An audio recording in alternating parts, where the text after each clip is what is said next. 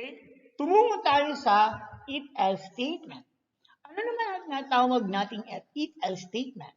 The if-else statement will execute one group of statement. It is a Boolean expression is true or another group if its Boolean expression is false.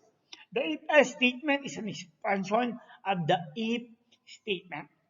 Sa naunang example natin, meron lang tayong if statement. Dito, if-else statement. Anong ibig sabihin niyan? Okay? Ito yung kanyang syntax. If Boolean expression, statement or block, else statement or block. Ano ibig sabihin? Pagka ang condition ay true, etong pipe na to ang kanyang i-execute. Etong pipe na to ang kanyang i-execute. Samantalang pag ang condition ay false, etong pipe na to ang kanyang i-execute, yung else pipe. So yung else pipe class, tandaan natin, na sa programming ay para lang yan sa false, na yung else. No? Pupuntahan lang yung else para kung sakaling false ang condition. Pero kung true ang condition, then the statement after the if will be executed. An example would be, ito yung kanyang flowchart. Okay? Ito yung conditions, no? Pag true, pupunta sa statement 1. Pag false, pupunta sa statement 2. And then, magpapatuloy sa next statement. Okay. An example would be, if grade is greater than or equal to 75, system that out the println you are pass. Else, system that out the println you are failed. Okay. So dito, meron tayong if statement. Yung naka-red class, no?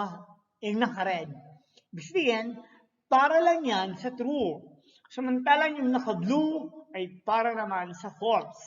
Okay? Therefore, kung value ng grade ay 75, is 75 greater than or equal to 75?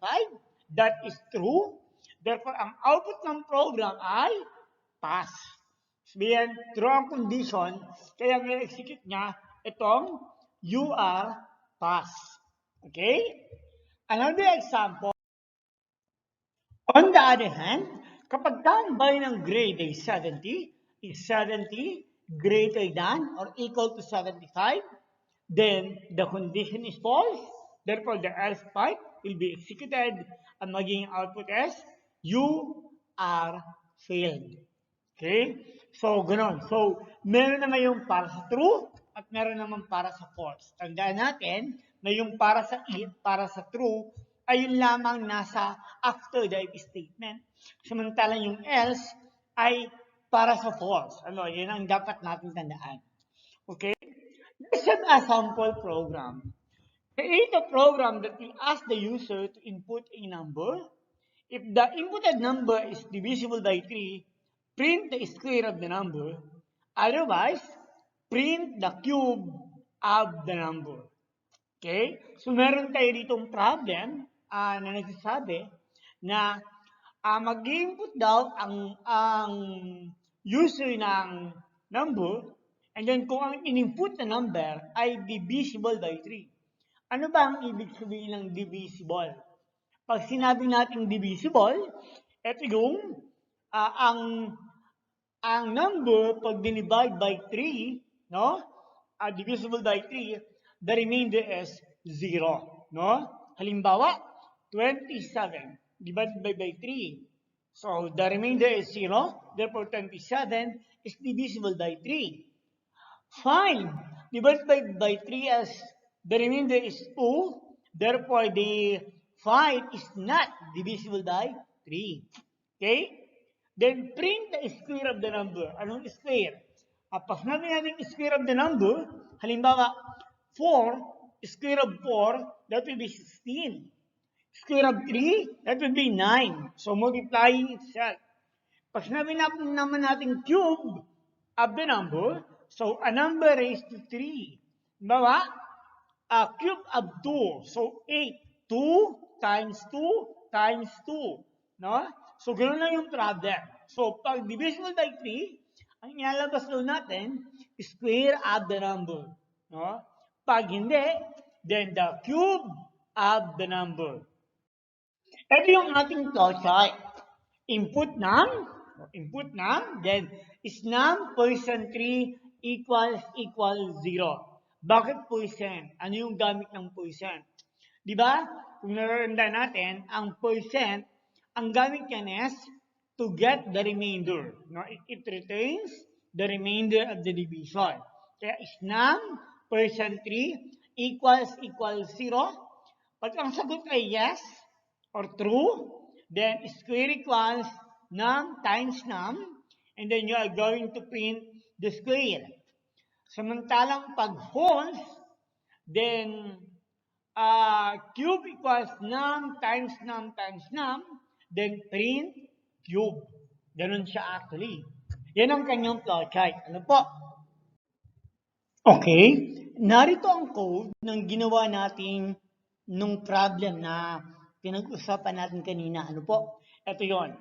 Int num, double square cube, scanner input equals yung scanner, system.out print, enter a number, num equals input that next in.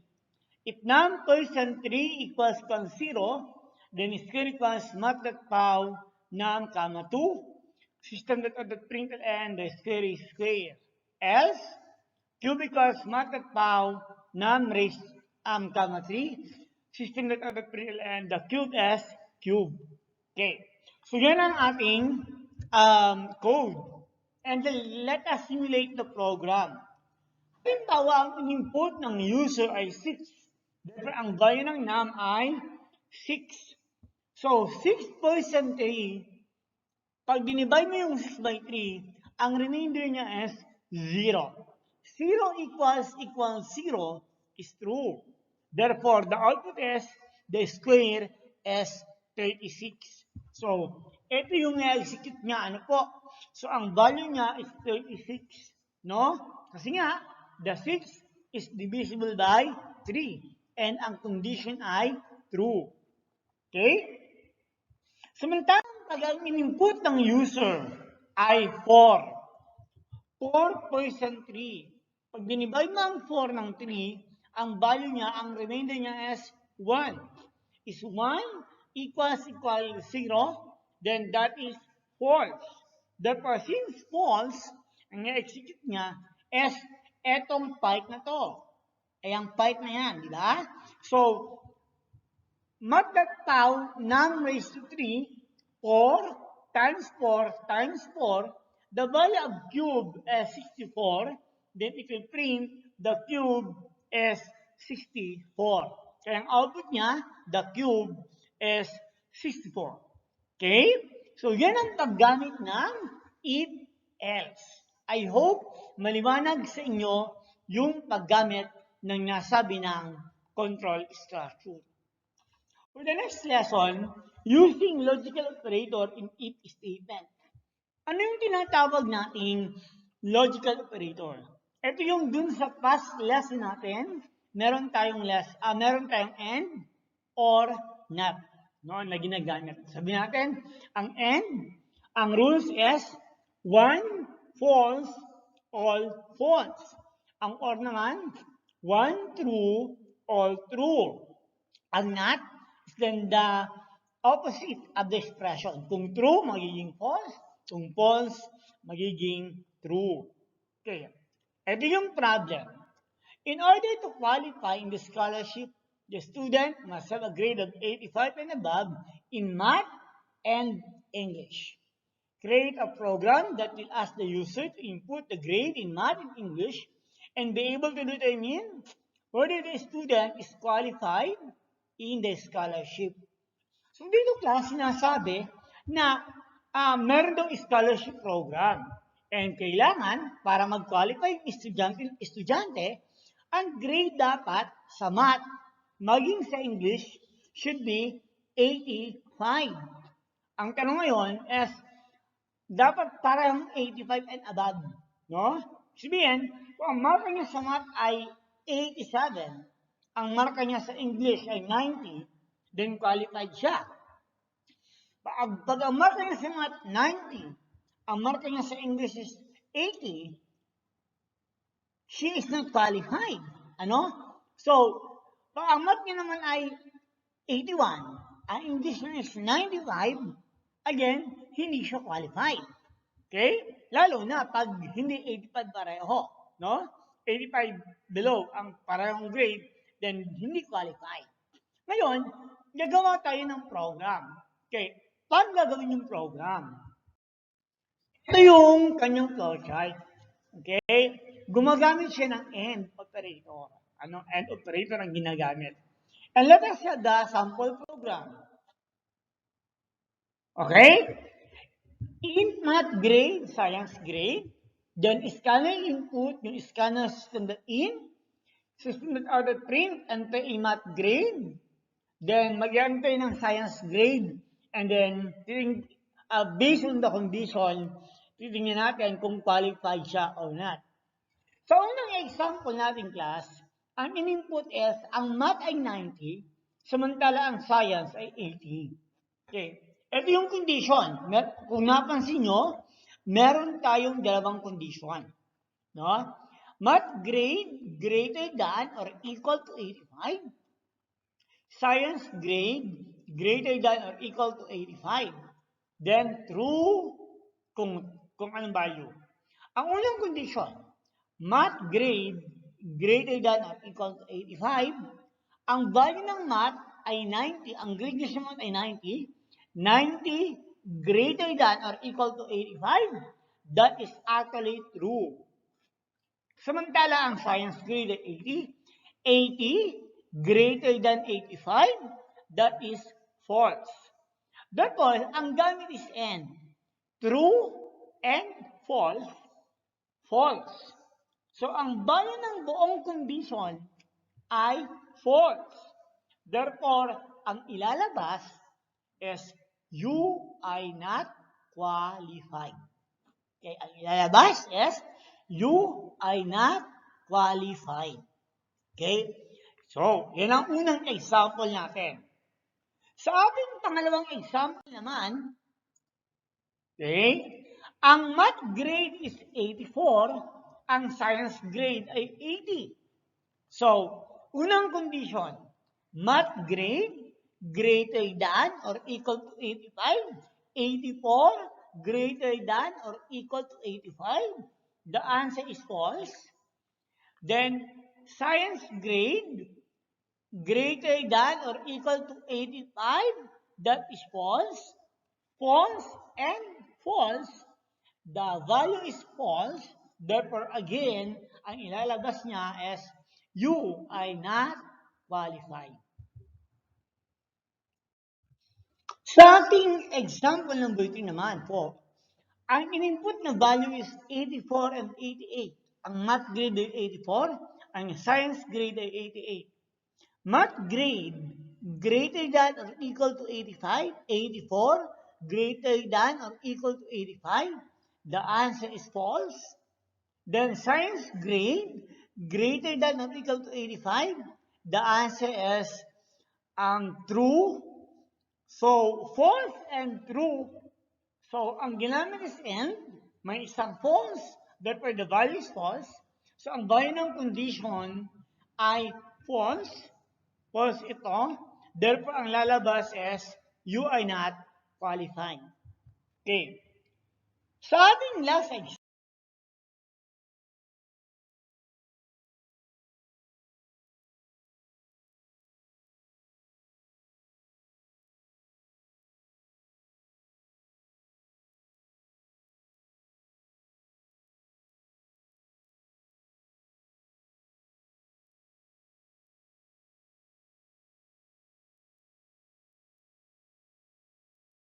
for our next lesson, we're going to discuss using the statement in string comparison.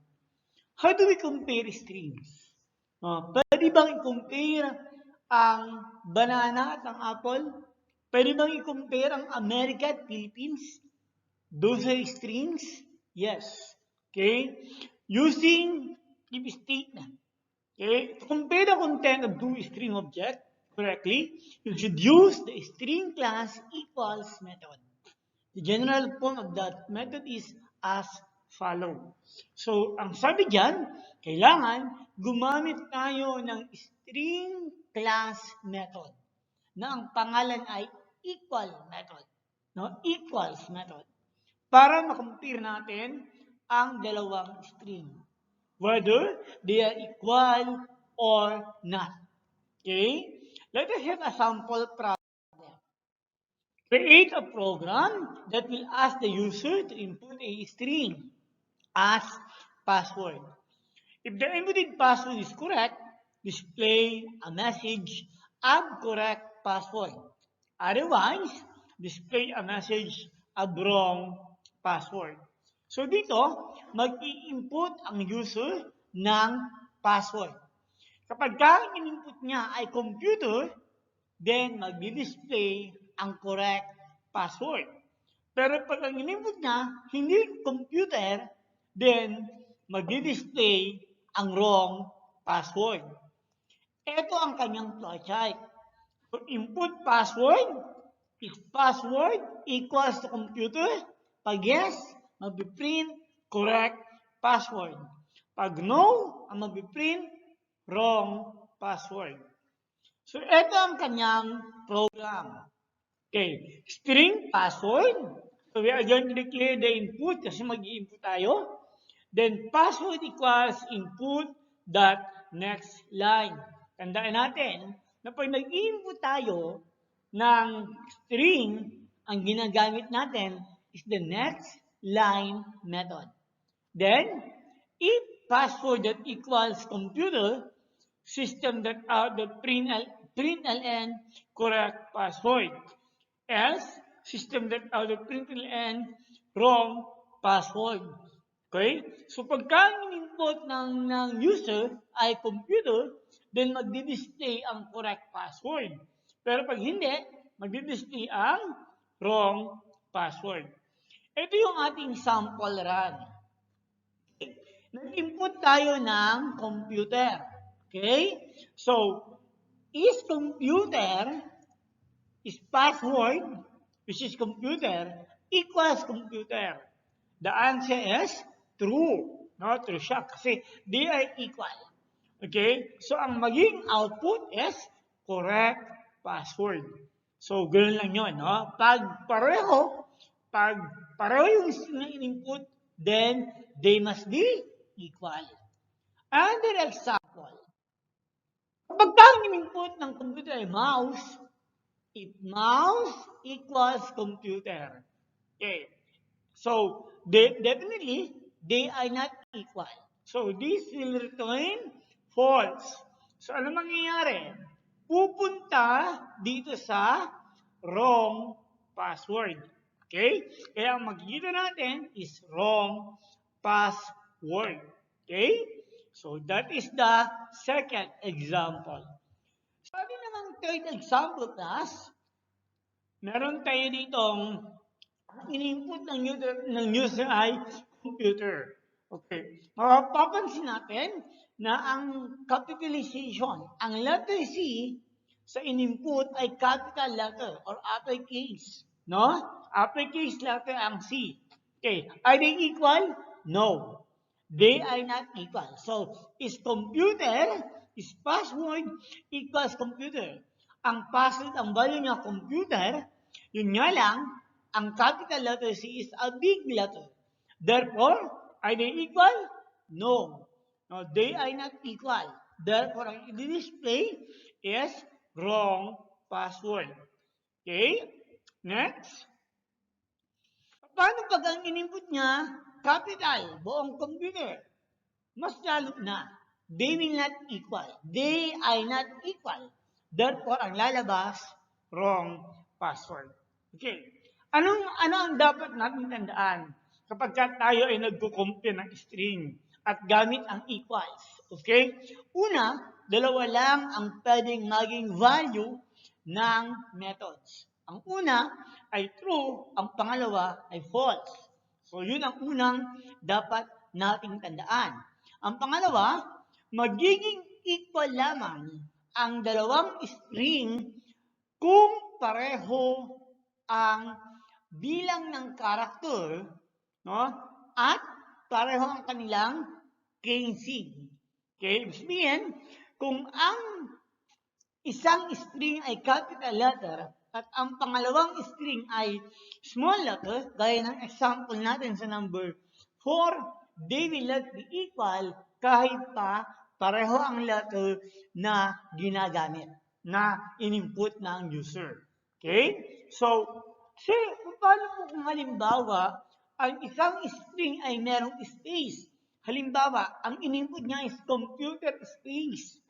Then yung pangalawa, yung isang string, walang space. Again, they will not be equal. Okay, tandaan na magiging equal lamang yan pag ang dalawang string, no? Pag ang dalawang string ay parehong number of characters and pareho ang kanilang casing. That's end the discussion of the if-else statement. See you on the next lesson.